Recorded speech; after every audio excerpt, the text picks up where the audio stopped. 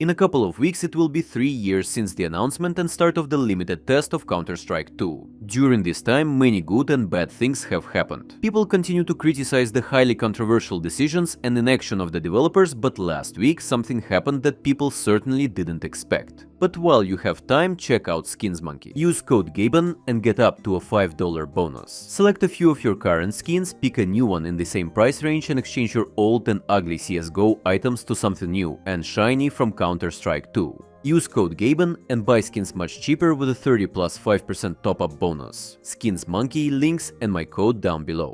In May of 2024, I released a video about a project called Counter-Strike Supremacy. In a nutshell, a group of enthusiasts decided to recreate the feel of CSGO circa 2015. The main feature of the project was its own game coordinator and a custom client that worked independently of Valve's servers. It allowed them to host their own events like operations and custom cosmetic items with their own weapon cases. Unfortunately, they recently announced the closure of the project at the end of April. The main reason is a lack of resources and time to maintain the project. No drama or DMCA involved. Despite the fact that since the full transition from CSGO to CS2, the legacy version has always been available as an optional branch, apparently a huge number of people for whom Steam's entire functionality is just the play button did not even know of its existence.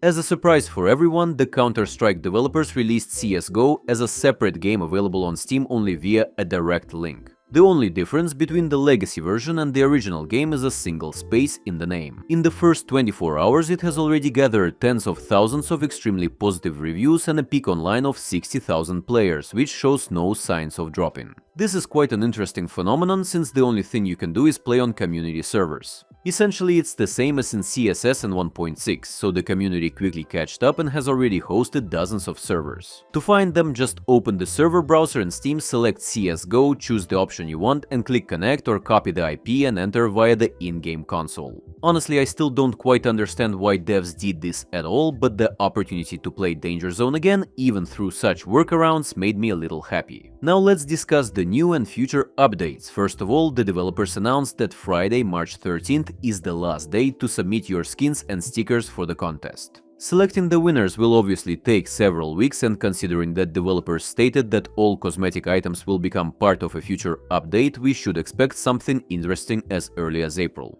Shortly before this, tokens related to old operation missions suddenly appeared in the localization files. Interestingly, one of the developers left a comment about it. Keeping old mission tokens until we can do the full dance of getting a new client and new game coordinator out. Until that time, we need to handle the case of an old game coordinator which will send the old tokens for mission descriptions, so we need the old tokens. Previously, CSGO and CS2 worked on the same game coordinator, and for this reason, if you download an old build of CSGO, you can see items from CS2 as empty slots cause they are physically absent in the client but exist on the server. Perhaps publishing a separate application for the legacy version was done precisely to get rid of the old hooks and fully transition to the new system. Nevertheless, the fact that they brought back specifically the mission tokens sounds quite interesting, especially considering constantly appearing leaks and hints at something like a full-fledged operation or some event in the future. One of the updates also featured a new console command that controls the chance with which bots will start a rush on a certain point. This could be related to co-op Guardian missions in which you progress through various locations, clearing out enemies. But I'd like to remind you that the last operation was exactly 4 years ago, and in that time you can certainly come up with something interesting rather than just skins and community maps. Speaking of skins, it's worth noting that the Attorney General of the state of New York has sued Valve, insisting that cosmetic items in Counter-Strike, Team Fortress and Dota 2 promote gambling to young audiences. However, if you go through the case materials, you can see a whole bunch of factual mistakes, especially considering the usual arguments like that first-person shooters force real-life violence. Overall, precedent itself is not very good for Valve, as many countries around the world are slowly moving in this direction. But what's unusual, Valve decided to publicly respond to this lawsuit. They directly state that cosmetic items in their games are no different from baseball or Pokemon collectible cards. The response is huge, but at the very end they said something really important, quote, "It may have been easier and cheaper for Valve to make a deal with them, but we believe the type of deal that would satisfy them would have been bad for users and other game developers and impacted our ability to innovate in game design. Transferability is a right we believe should not be taken away, and we refuse to do that. So Valve are making it clear that they are not going to bend and will fight back to the end. Meanwhile, they had balls to release a new Dead Hand collection in the terminal with 17 skins from the community and 22 completely new pairs of gloves. Overall, they are not bad, some smell like grandmothers, but this is the first case where extremely rare items are obtained outside of cases and outside of crafting. This is a clear indication that the developers have completely moved away from the concept of cases, and in the future we will see only new terminals and armory updates. Speaking of gameplay stuff, the CS2 developers have once again started making jokes about the cache remake. They replied to a comment from an account that publishes the map's release status daily. Overall, they've become much more active on Twitter, and besides the end of the contest, they also announced the end date for Starladder capsule sales. Plus, the other day they announced that opening cases in Germany will now be replaced by an X-ray scanner, which was previously added to bypass restrictions in France.